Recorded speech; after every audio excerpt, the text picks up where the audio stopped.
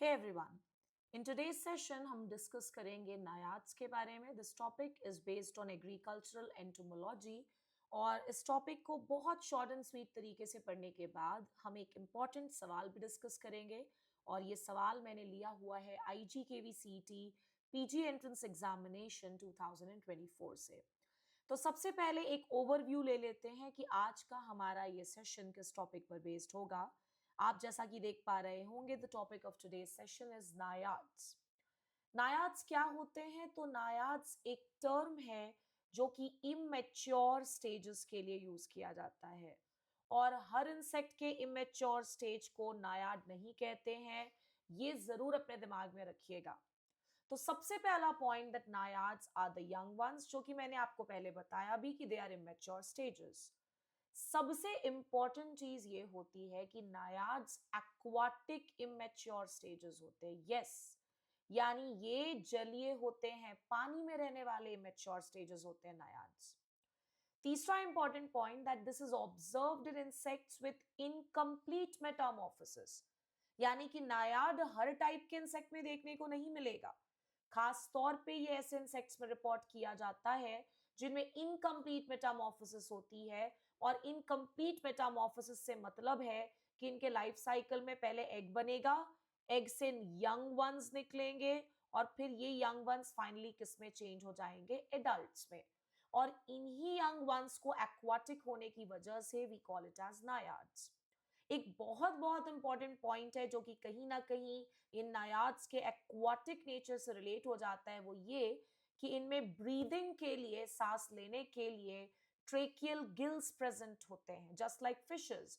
Fishes also are aquatic और उनमें भी गिल्स प्रेजेंट होता है रेस्पिरेशन के लिए या फिर ब्रीदिंग के लिए.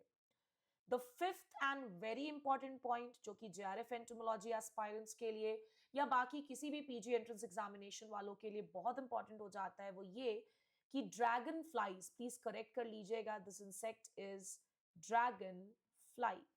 मैं अभी बात करूंगी कि ड्रैगन फ्लाई किस ऑर्डर में आता है. जो नायाड्स होते हैं इनके निचले लिप को, जो लोअर लिप होता है जिसे लेबियम भी कहा जाता है, इसको स्पेसिफिक टर्म दिया गया है एंड दैट इज मास्क. तो भाई ये 5 पॉइंट्स में लगभग लगभग नायाद से रिलेटेड सारी चीजों को मैंने डिस्कस कर दिया. सिर्फ एक पॉइंट बच जाता है, वो ये कि वो कौन कौन से इंसेक्ट ऑर्डर्स हैं जिनमें नायाड्स का फॉर्मेशन होता है. तो इनमें से सबसे पहला नाम आता है Odonata, the second insect order is Plecoptera and the last insect order is एफीमेरोप्टेरा.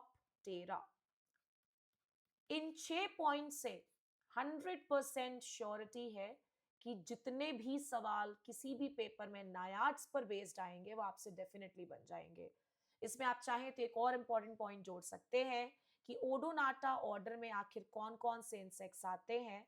तो वी हैव ड्रैगन फ्लाई और ड्रैगन फ्लाई के जैसा ही एक और इंसेक्ट है दैट्स डैमसेल फ्लाई. ठीक उसी तरह से लीकोप्टेरा में जो इंसेक्ट्स आते हैं that is known as stone fly and Ephemeroptera में जो इंसेक्ट्स आते हैं that is may fly.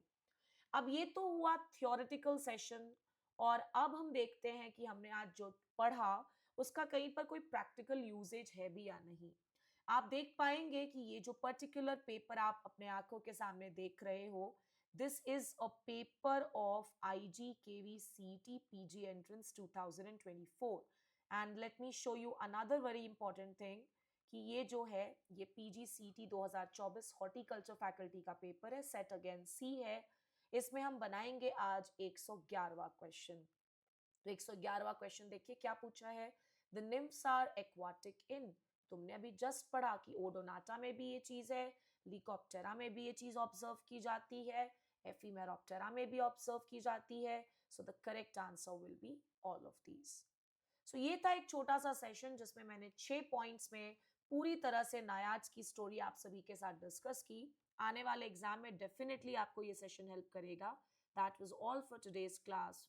Thank you so much.